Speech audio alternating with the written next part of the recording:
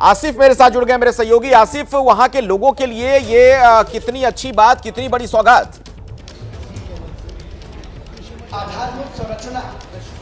बिल्कुल अखिलेश, देखिए ये टनल प्रोजेक्ट केवल सोनमर्ग के लिए नहीं बल्कि लेह करगिल के लिए भी एक वरदान बनके साबित हो सकता है। फिलहाल जो टनल आज इनॉग्रेट हो रही है 6.5 किलोमीटर की जडमोट टनल, ये सोनमर्ग के लिए ऑल वेदर रोड कनेक्टिव बनेगी, जिससे सोनमर्ग को डेवलप करने में काफी मदद मिल सकती है।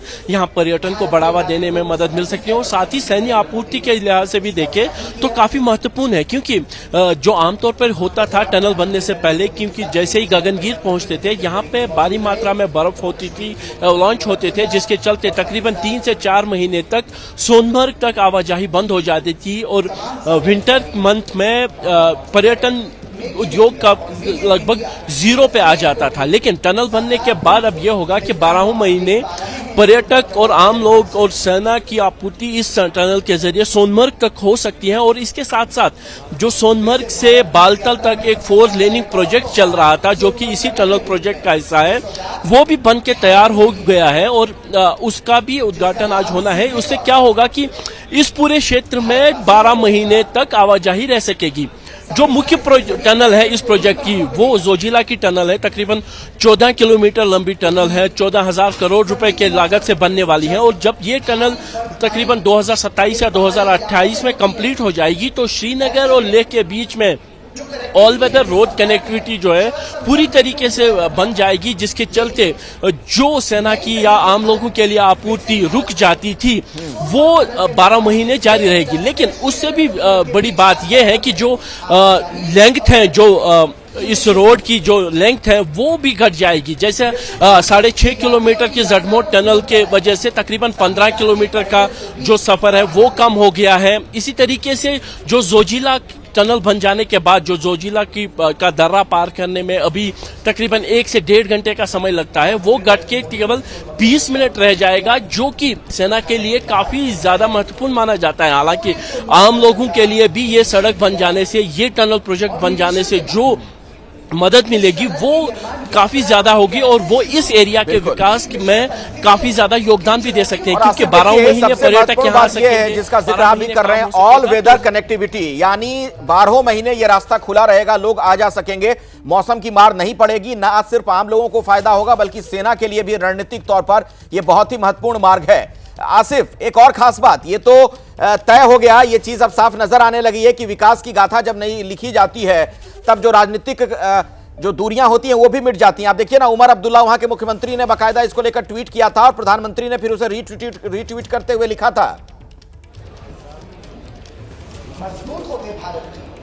बिल्कुल, देखिए राजनीति तो इससे दूर रहेगी नहीं। जो नजदीकियां दोनों केंद्र सरकार और नई जो प्रदेश सरकार है उसके बीच है वो साफ झलक रही है। अब से थोड़ी देर पहले मैंने पॉलिटिकल एडवाइजर जो जम्मू कश्मीर के सीएम के हैं नासिर असलमानी, उनसे बात की थी और उनको जो शिवसेना की तरफ से कटाक्ष किया जा रहा था उमर अब्दुल्ला और इंडिया गठबंधन को लेके, इन नजदीकियों की जो इंडिकेशन है उनके बातों, उनका ये कहना था कि किसी भी मुख्यमंत्री के लिए काम कर पाना संभव नहीं है कि अगर वो केंद्र के साथ एक टकराव की स्थिति बनाए रखे, और कहीं ना कहीं दोनों सरकारों को मिलकर ही विकास के कामों को आगे बढ़ाना है। यही मंत्र के साथ जो है उमर अब्दुल्ला की सरकार काम कर रही है। लेकिन राजनीति इससे काफी ज्यादा होगी और जो विपक्ष है वो इन चीजों पर सरकार को तो निशाने पे लेगा, लेकिन यह हकीकत है कि डेवलपमेंट के जो काम है वो तभी हो पाएंगे जब दोनों सरकार यानी प्रदेश की सरकार और केंद्र सरकार के बीच में समन्वय और तालमेल बना रहेगा। लेकिन राजनीति भी हावी रहेगी, ये भी एक निसंदेही एक सच है। जी अखिलेश। बिल्कुल आसिफ, वहां की तस्वीरें भी जरा दर्शकों को दिखाइए और ये भी बताइए, मैं जो आपसे पहले भी सवाल पूछ रहा था कि वहां के लोगों के लिए कितना महत्वपूर्ण हो जाता है इस रास्ते का बन जाना, क्योंकि ना सिर्फ इससे दूरी कम हो रही है, ना सिर्फ समय लोगों का कम होगा, बल्कि सबसे जो महत्वपूर्ण बात है, अहम बात है कि मौसम की मार की वजह से जो ये रास्ता अवरुद्ध हो जाता था, बंद हो जाता था, अब ऐसा नहीं होगा। 12 महीने यानी साल के 12 महीने लोग यहां से गुजरते रहेंगे इस रास्ते के जरिए। निर्माण करने वाले श्रमिकों से जब बात करता है तो निश्चित रूप से अखिलेश, देखिए आज केवल एक टनल का उद्घाटन नहीं है बल्कि एक जनसभा को भी संबोधित प्रधानमंत्री होंगे, उनके साथ मुख्यमंत्री भी होंगे, उपराज्यपाल भी होंगे। मैं दिखा दूं कि ये वो जनसभा है जिसको संबोधित आज यहाँ पे प्रधानमंत्री नरेंद्र मोदी करेंगे। एक टेंट बड़ा एक टेंट लगाया गया है, क्योंकि सोनमर्ग में जो इस समय भी तापमान है तकरीबन -10 डिग्री सेल्सियस है और जो चिल फैक्टर यहाँ पे है वो तकरीबन -17 डिग्री सेल्सियस है। तो इस बीच में खुले में एक जनसभा कर पाना शायद संभव नहीं हो पाता, इसीलिए व्यापक इंतजामों के साथ इस वेन्यू को बनाया गया है ताकि प्रधानमंत्री यहाँ पे इस जनसभा को संबोधित करें। और कहीं ना कहीं जो बात आप कह रहे हैं कि वो ऑल वेदर कनेक्टिविटी की बात है, ये केवल सोनमर्ग के लिए नहीं बल्कि पूरी समूची कश्मीर घाटी के लिए है। और इसीलिए सोनमर्ग की टनल बन जाने के बाद विभिन्न क्षेत्रों से जो दूर दराज के क्षेत्र हैं, चाहे वो गुरेज हो या फिर टंगडार हो या केरन हो, मत्सिल हो, इन जगहों से भी इसी तरीके के टनल प्रोजेक्ट की मांग जो पहले भी उठ रही है वो और ज्यादा जोर पकड़ेगी, क्योंकि ये वो इलाके हैं जो बर्फबारी के बाद ही पूरी तरीके से कट जाते हैं। आज की डेट में भी बात करें तो गुरेज का रास्ता बंद है बर्फबारी के चलते, टंगडार, केरन, मत्सिल के साथ साथ अगर देखें तो मुगल रोड भी बंद हो चुका है जो श्रीनगर को पुंछ के साथ जोड़ता है। लेकिन अगर टनल हो जाती तो विंटर में चाहे बर्फ कितनी भी गिरे, ऑल वेदर कनेक्टिविटी की वजह से सभी के बीच में सड़क संपर्क बना रहेगा। और सड़क संपर्क इसलिए महत्वपूर्ण है क्योंकि विकास के काम तभी हो पाएंगे जब कनेक्टिविटी होगी। कनेक्टिविटी एक महत्वपूर्ण है।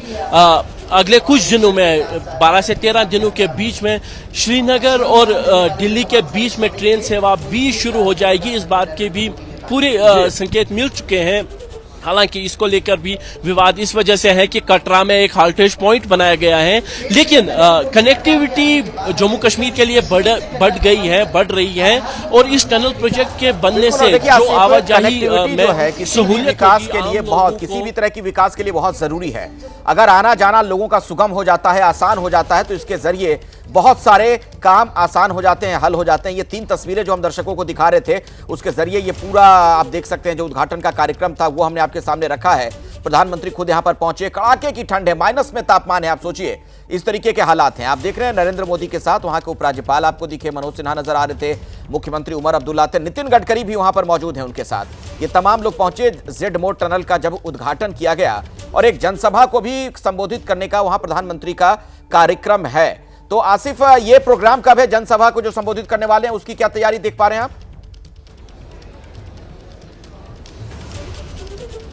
बिल्कुल, देखिए इसके लिए तैयारी तो काफी दिनों से चल रही थी और आज सुबह सवेरे से ही दूर दराज के इलाकों से तकरीबन 250 बसेस में जो लोग हैं वो सोनमर्ग पहुंचे हैं। सोनमर्ग में बता दूं कि यहाँ कोई भी गांव इस समय बसा हुआ नहीं है। जो गांव यहाँ पे 3 गांव है वहां के लोग पलायन कर जाते हैं क्योंकि विंटर की वजह से ये एरिया कट हो जाता है। इसीलिए यहाँ पे आने वाले ज्यादातर लोग या तो गांधरबल, श्रीनगर या अन्य इलाकों से आए हुए हैं और प्रधानमंत्री के इस कार्यक्रम में शामिल हुए हैं। लेकिन कुल मिला के देखें तो ठंड के बीच में इस तरीके की एक जनसभा करना अपने में एक महत्वपूर्ण है, क्योंकि मुझे याद नहीं है कि इससे पहले सोनमर्ग में कोई जनसभा हुई हो। कार्यक्रम तो बहुत सारे होते हैं, चाहे वो टूरिज्म के हो या फिर अन्य कार्यक्रम हो, तो वो उन सबको छोड़ के ये मुझे लगता है कि एक पहली जनसभा होगी जो सोनमर्ग में होगी। और कहीं ना कहीं आने वाले दिनों की बांगी भी ये जनसभा बनी है कि अब बड़ी संख्या में लोग यहाँ पे आ सकेंगे और खासतौर पर उन गांवों के लोग जो विंटर के मंथ्स में खाली हो जाते थे सोनमर्ग में रोड कनेक्टिविटी ना होने की वजह से, वो अब बसे रहेंगे 12 महीना। और आने वाले दिनों में इस तरीके का विकास जो होगा वो कैसे आगे बढ़ेगा ये भी उसकी बांगी रहेगा। मैं बता दूं कि जो ये टनल प्रोजेक्ट है इसकी शुरुआत जो नींव रखी गई थी वो पहले यूपीए के 2 के दौरान 2012 में रखी गई थी। लेकिन काम जो एनडीए सरकार यानी बीजेपी सरकार, मोदी सरकार के आने के बाद ही शुरू हो पाया था और तकरीबन 6 साल के अंतराल तक कोई काम शुरू नहीं हो पाया था इस टनल प्रोजेक्ट की नींव के बाद। और जब नया जोजिला टनल प्रोजेक्ट के साथ इस टनल को भी जोड़ा गया तो काम तेजी से शुरू हो गया। और आज हम देख रहे हैं कि एक ऐसा मौका आया है कि इस टनल की शुरुआत हो चुकी है, एक जनसभा यहाँ पे हो रही है जिसमें बड़ी संख्या में लोग शामिल होकर आज प्रधानमंत्री के इस कार्यक्रम में शामिल हो रहे हैं। लेकिन कहीं ना कहीं ये आने वाले दिनों की एक अक्कासी होगा कि किस तरीके से अगर विकास के काम सही हो, अगर जो कनेक्टिविटी सही हो, अगर सब कुछ सही हो सरकार की तरफ से तो लोगों का समर्थन भी होता है, लोग भी अपना योगदान देने के हक में होते हैं और इस कहीं ना कहीं उसी की बांगी यहाँ पे मिलती है। बिल्कुल, और सुरक्षा के लिहाज से भी, राष्ट्रीय सुरक्षा के लिहाज से भी आसिफ देखा जाए तो ये बहुत ही महत्वपूर्ण है, क्योंकि बताया जा रहा है कि सेना के वाहनों के लिए आना जाना उस इलाके में बड़ा आसान हो जाएगा। अब गाड़ियां और तेज रफ्तार में पहुंच सकेंगी अपनी गंतव्य तक। बिल्कुल, देखिए अगर देखें तो जो भी बॉर्डर रोड्स जो कनेक्टिविटी का प्रोजेक्ट है, चाहे वो रक्षा मंत्रालय की तरफ से शुरू किया गया हो या फिर सड़क परिवहन की तरफ से किया गया हो, जो सिविलियन गवर्नमेंट्स की तरफ से, कहीं ना कहीं जो बॉर्डर एरियाज में रोड कनेक्टिविटी बढ़ाने का उसका मतलब ही लास्ट माइल कनेक्टिविटी का है कि जो दूर दराज के गांव हैं उनको कनेक्ट किया जा सके और कहीं ना कहीं उसका सीधे का सीधा फायदा रणनीतिक तौर पर सेना को ही मिलेगा, क्योंकि जितनी ज्यादा सड़कें अच्छी होगी, जितनी ज्यादा आवाजाही अच्छी होगी तो सेना के लिए सैन्य सामान की आपूर्ति जो है वो तेजी से होगी। जैसा मैंने बता दिया कि जोजिला टनल के बन जाने से जो सेना के वाहनों को 1.5 से 2 घंटे का समय लगता है जोजिला क्रॉस करने में सोनमर्ग से मिनीमर्ग तक, वो घट के 20 मिनट रह जाएगा इस टनल प्रोजेक्ट के पूरा हो जाने से। और कहीं ना कहीं उसका फायदा सीधे तौर पर सेना को बहुत बहुत शुक्रिया आपका।